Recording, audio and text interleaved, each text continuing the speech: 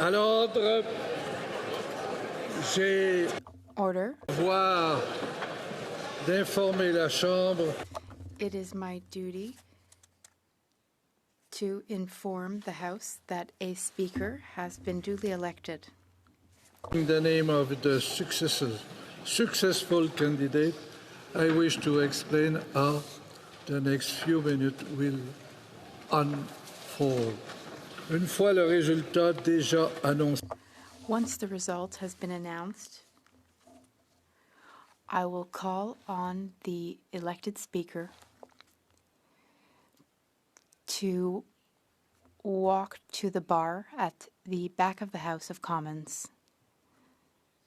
Next, the Right Honourable Prime Minister and the Leader of the Opposition will escort the newly elected Speaker from the bar up to here. Then the Speaker will take their seat.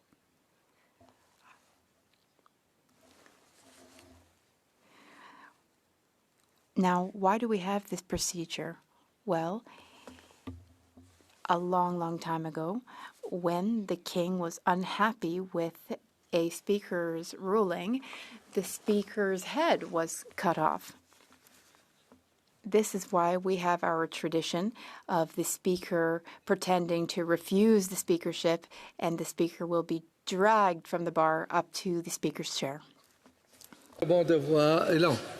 It is my duty in inform the House that the honorable member for, il est maintenant de mon devoir d'informer la Chambre que l'honorable It is now my duty to inform the House that it is the member for Lac Saint-Louis.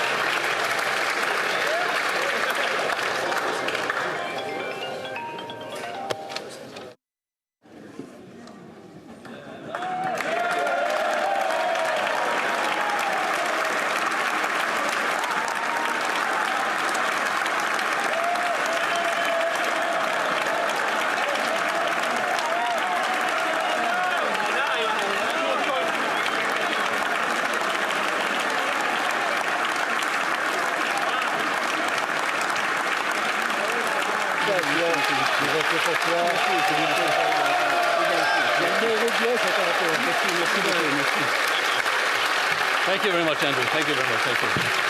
Thank you. Thank you, Prime Minister. Thank you. Ça, c'est les premiers mots publics, puis après ça, vous allez faire un discours de remerciement. Alors, honorable member. Or Yeah.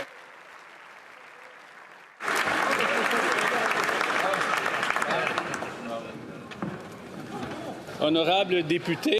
honorable members, I beg to return my humble acknowledgements to the House for the great honor you have been pleased to confer upon me by choosing me to be your Speaker.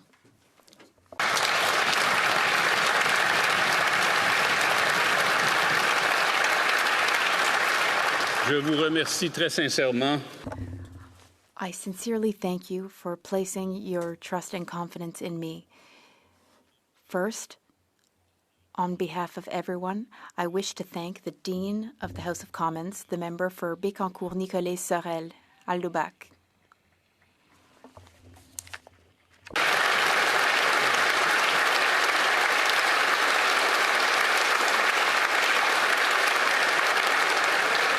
Pour son savoir.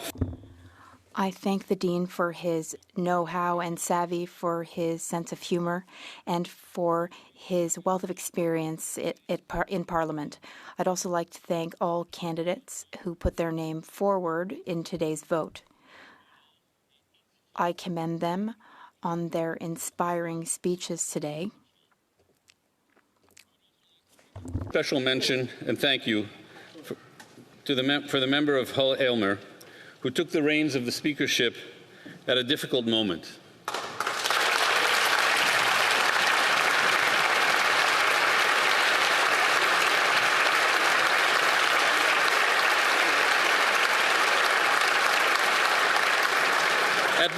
At the end of a mandate, when things tend to get a little feistier, I would remind members that we are at the beginning of a mandate in the selfish hope that you will afford me a little grace period. Once again, thank you for your confidence. I have few words because, well, we all have things we want to accomplish, and we've been away. Thank you, colleagues.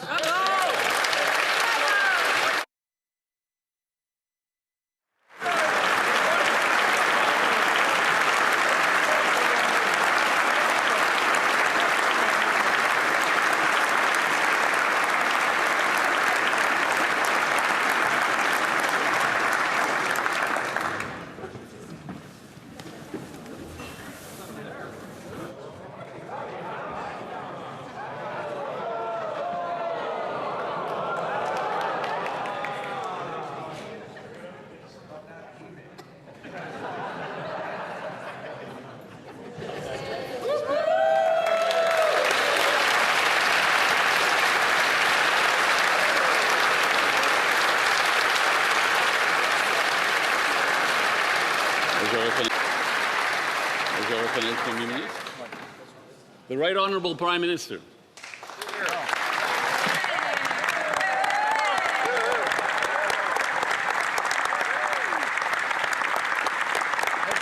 Mr. Speaker.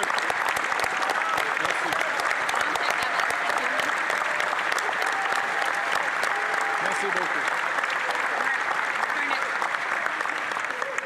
C'est pas correct, hein? OK. Merci beaucoup. Merci tout le monde. Mr. Speaker, as I rise in this House for the first time, I hope you will permit me to thank my constituents in Nepean for the great honour of being a member of this committee.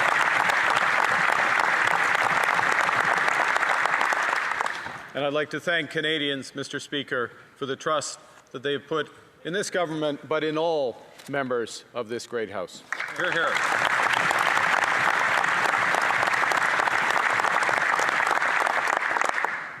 Votre élection témoigne du respect que vous étiez accordé par vos collègues. Depuis plus de 20 ans, vous servez les citoyens de Lac-Saint-Louis avec dévouement, avec la sagesse, avec le calme, avec la dignité. Merci, Monsieur le Président.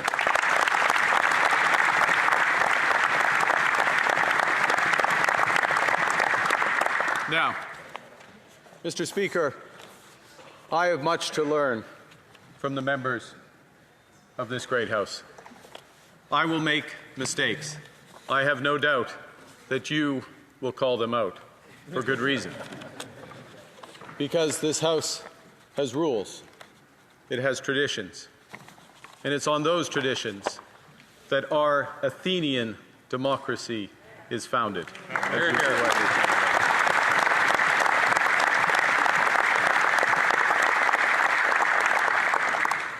Yes, we are Athens.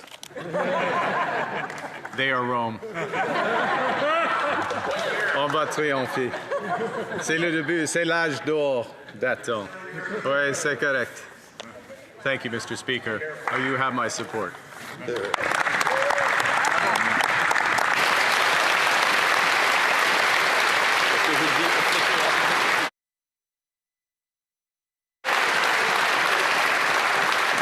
The Honourable Leader of the Official Opposition. Thank you very much, Mr. Speaker.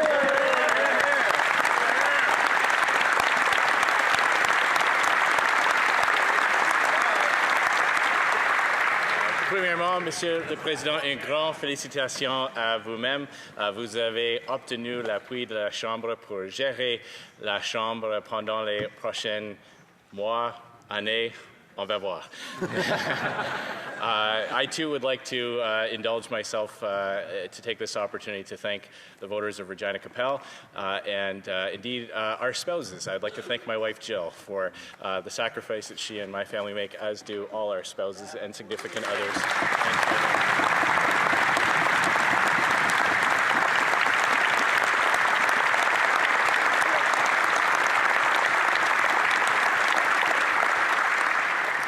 You have just taken charge of an office that is almost as old as Parliament itself. It emerged in the Middle Ages when the Commons needed a spokesman to air its grievances to the King. A task that probably wouldn't stand up to the safe workplace guidelines that exist today. And as we heard from our Dean, until the 17th century, the Speaker's loyalty was to the Crown rather than to MPs, and they were often blamed if they delivered bad news to the monarch. 7 speakers were beheaded between 1394 and 1535, and many more were imprisoned. Managing monarchs was a delicate undertaking. One speaker, John Wenlock, during the War of the Roses, when no one could be sure who would end up as king, he tried to hedge his bets by fighting for both the York family and the Lancastrians. It didn't work out too well for him, though. He died at the Battle of Tewkesbury. But of course, he wasn't the last politician to try to be on both sides of a contentious issue. And I dare say we may find some Liberal MPs voting for things that they were very recently voting against.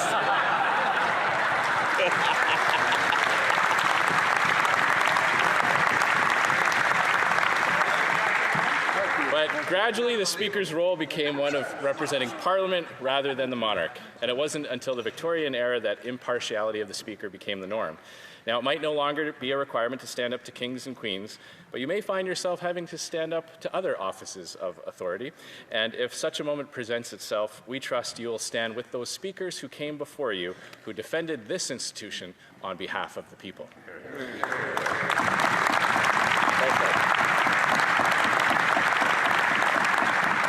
As I look back over the last few parliaments, we did have some trying times. We witnessed injuries from flying elbows, F-bombs dropped, and a few appearances of one member in a state of undress. I did hear that CPAC was considering putting a warning on the daily broadcast, may contain violence, coarse language, and nudity, but so far they haven't had to do that. The speakership itself has been tested, with, unfortunately, some speakers caught in the middle of scandals themselves. I have heard it said that it's all gone downhill since the last time a Conservative was elected Speaker, but I couldn't possibly comment on that. In all seriousness, though, Mr. Speaker, you are not the Commissioner of Parliament, you are the servant of the House, and that is an important dynamic. You are held accountable by the members, and each of us are accountable to our voters. Debates should be passionate. They should be lively. The lives of Canadians are changed by the decisions we make, and so it is normal that members get enthusiastic and fiery. When the stakes are so high, often the best thing you can do is allow the players to play a little bit. This is where the government is held to account. They have an enormous amount of power, and we, parliamentarians, must provide ruthless scrutiny on every dollar taken out of their pockets, every infringement on their liberties, and every single decision this government makes.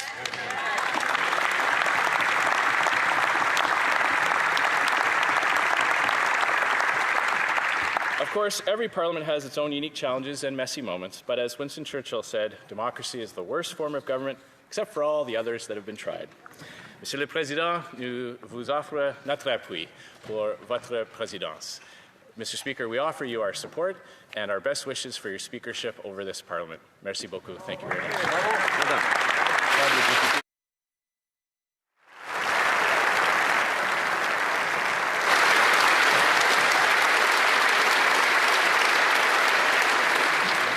L'honorable député de Belleuil-Chambly. Monsieur le Président et estimés collègues, je ne peux m'empêcher de constater que je vous parle d'un peu plus loin dans cette chambre, ce qui nous obligera à rester tout aussi courtois, mais à avoir une voix encore plus forte et qui démontrera que quand vient le temps que ça compte, il n'y a pas que le nombre.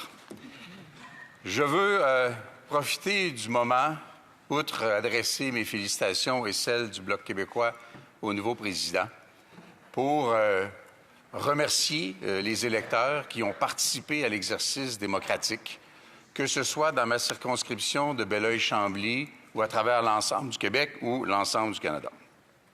Je veux me permettre de relever que le premier ministre a référé aux institutions athéniennes et que le chef de l'opposition officielle a beaucoup parlé du monarque. Je me serais attendu au contraire. On en reparlera peut-être demain. Je veux adresser mes vœux à l'ensemble de la Chambre dans la perspective de travaux que nous espérons sérieux sous la gouverne de notre nouveau président. Un Parlement auquel je souhaite d'avoir une approche davantage conviviale. Ce sera bon pour nous, ce sera bon pour tous les députés dans cette Chambre, et une approche éminemment responsable. J'ai envie de demander aux collègues, les nouveaux comme ceux qui ne le sont pas, à être les meilleurs possibles pour nous obliger, nous-mêmes, au Bloc québécois, à être encore meilleurs et les meilleurs possibles. Bien sûr, on reviendra dans les prochains jours sur les priorités. Vous connaissez les nôtres.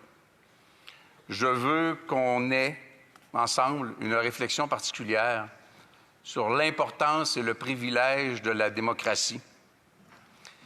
Parce qu'il faut reconstruire, je crois, un enthousiasme chez les électeurs qui aillent voter dans l'avenir pour quelque chose qu'ils souhaitent profondément, pour l'enthousiasme, pour l'espoir et le moins possible pour les inquiétudes, les appréhensions ou la peur.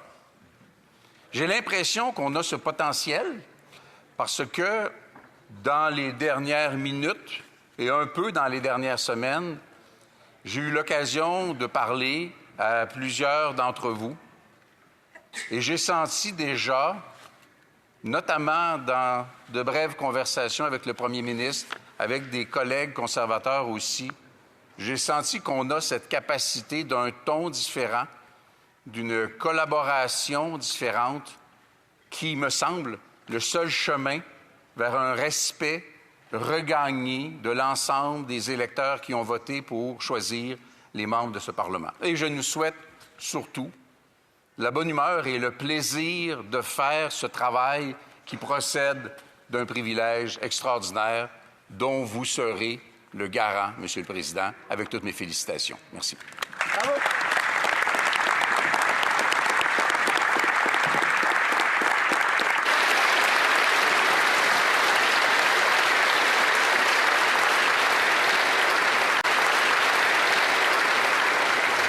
The honourable member for Vancouver Kingsway. Thank you, Mr. Speaker. Monsieur le Président, on behalf of the New Democratic Party of Canada, I wish to offer our most sincere congratulations on your election as Speaker of the House of Commons. Je tiens à vous adresser nos plus sincères félicitations pour votre élection à la présidence de la Chambre des communes. I also wish to thank all those who ran for this position and congratulate all returning and newly elected members of Parliament. We have a privileged position in this House. And the role of the Speaker is foundational to the functioning of our parliamentary democracy. As the impartial guardian of this House, the Speaker ensures that debate is conducted with decorum, that all voices are heard, and that the rules of Parliament are upheld with fairness and integrity. In a time when public trust in democratic institutions is being tested around the world, the Speaker's duty is to foster respectful dialogue and uphold the dignity of this House and that has never been more important. I think we all know that Canadians are facing some of the most difficult times in recent memory. An entrenched housing crisis, rising economic uncertainty, and widespread difficulty accessing timely health care are putting immense pressures on families and communities across this country. And in addition to these challenges, we now face unprecedented threats to our independence and a trade war from the administration south of the border. Now, despite these daunting circumstances, Canadians have responded with resilience, compassion, and unity. They have demonstrated what it means to come together in times of adversity. I think there's a lesson there for all of us. In keeping with the Athenian imagery, I would say this House should have more Plato and less mediocrities.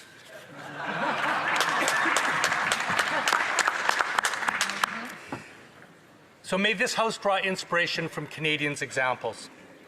While we may hold very different views on how best to address these pressing issues, we must not lose sight of our shared responsibility to work together in common purpose to defend the best interests of our country and the welfare of our citizens. Canadian voters have once again elected a minority parliament, a clear mandate for cooperation rather than constant conflict. They have asked us to listen to one another, to find common ground, and to deliver real solutions. No party holds a monopoly on good ideas, and no government is entitled to a blank check. So let us honor the trust Canadians have placed in us by rising to this moment and working together to build a more just, secure, and hopeful future for us all. Monsieur le Président, I am confident that you will preside over this House with wisdom, impartiality, and a steady hand. Canada's New Democrats extend our support and best wishes as you embark on this important chapter of public service. Les néo-démocrates du Canada vous adressent le soutien et le meilleur vœu alors que vous entamez ce chapitre important de votre engagement au service public. Merci beaucoup.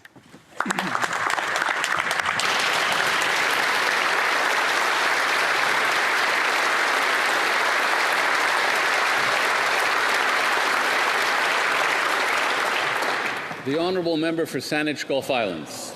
Merci, Monsieur le Président, et félicitations pour tout le monde, et particulièrement pour les députés nouveaux et nouvelles ici. It's an honor to rise to congratulate our new Speaker and to congratulate all the members elected in this place, whether for the first or for our Dean of the House, the 13th time. Congratulations again to every member here. I reflect on what it was like when I witnessed the first Speaker election when I was first elected, and we elected the Honourable Member for Regina Capel. And I'll never forget, the leader of the official opposition stood on that occasion. I commend this to you, official opposition. The official leader of the official opposition, the late Jack Layton, said, "We pledge never to heckle." And that was a wonderful moment. I stood on behalf of the entire Green Caucus, as I do today, and pledge again never to heckle and to do everything possible, Mr. Speaker, to make your work in protecting our rights and ensuring the effective and efficient and honorable conduct of this place such that there will be no need for warnings on CPAC or any other network. Again, to everyone here, let's try our very best. I pause briefly to congratulate the Prime Minister on his maiden speech and again congratulate him for brevity.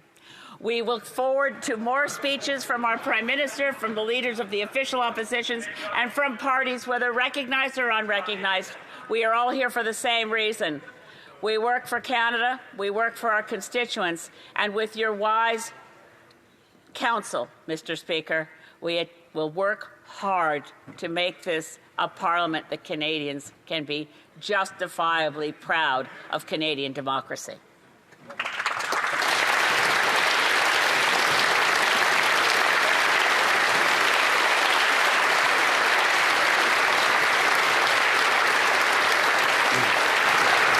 I will now call upon Mr. Francis Scarpaleggia the honorable member of Lac Saint-Louis.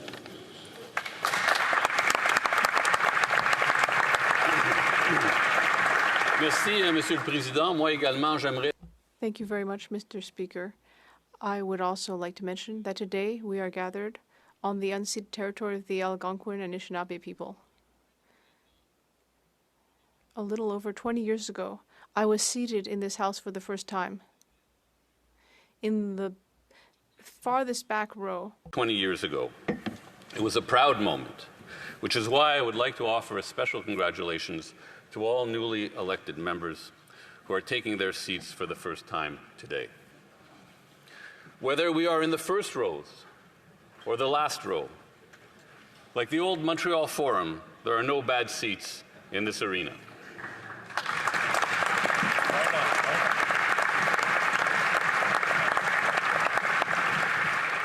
Nous sommes tous égaux ici.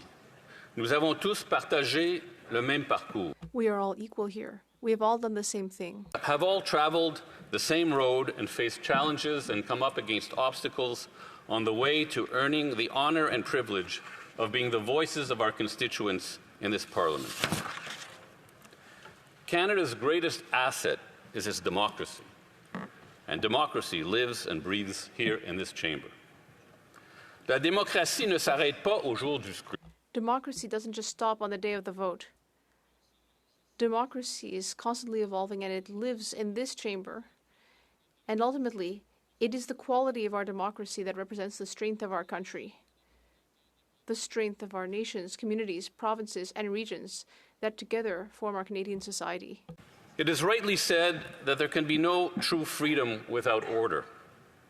Likewise, we can't have a truly meaningful exchange of ideas without an orderly, rules-based House of Commons.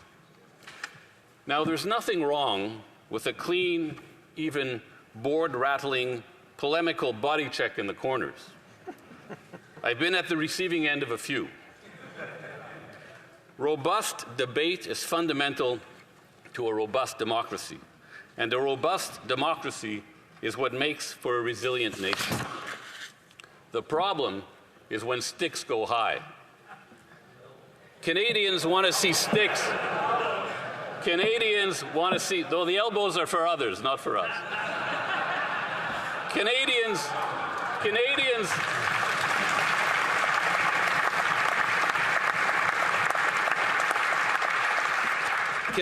want to see sticks on the ice. And it's the responsibility of the Speaker to make this so. Colleagues, I'm an optimist. I believe it possible to skillfully and convincingly dissect and refute an argument without recourse to personal invective or intimidation. I have seen all colleagues from all parties achieve this standard. Over 20 years of parliamentary experience has prepared me for the challenge of finding the right balance between respect and order on the one hand, and vigorous debate that clarifies the issues on the other. J'ai fait le tour, collègues. En 20 ans. Colleagues, I've had a great deal of experience in different roles. Over the last 20 years, I've been on both sides of the House, 10 years in opposition, including at a time when the future of my party seemed uncertain, and 10 years in total on the government side. I know both sides of the coin, and I'm very aware of the needs of colleagues on both sides of the House. We need to remember that the Speaker is also an administrator, leading operations and services on the Hill. After my 20 years of experience, I have a deep knowledge of all aspects of the administrative apparatus of the Hill and of its regulations.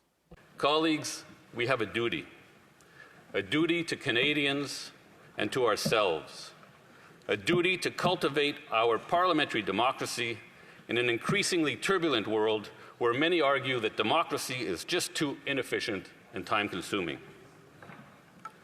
Canada has always been about values. It was the will to affirm a distinct set of values on the upper half of the North American continent that led to the creation, against all odds, of this confederation of founding peoples and nations and diverse and proud regions. Our neighbor to the south may be modern-day Rome in size and power. We are Athens in culture, values, and democracy. That is how we must see ourselves. That is who we must be. Thank you, Paul.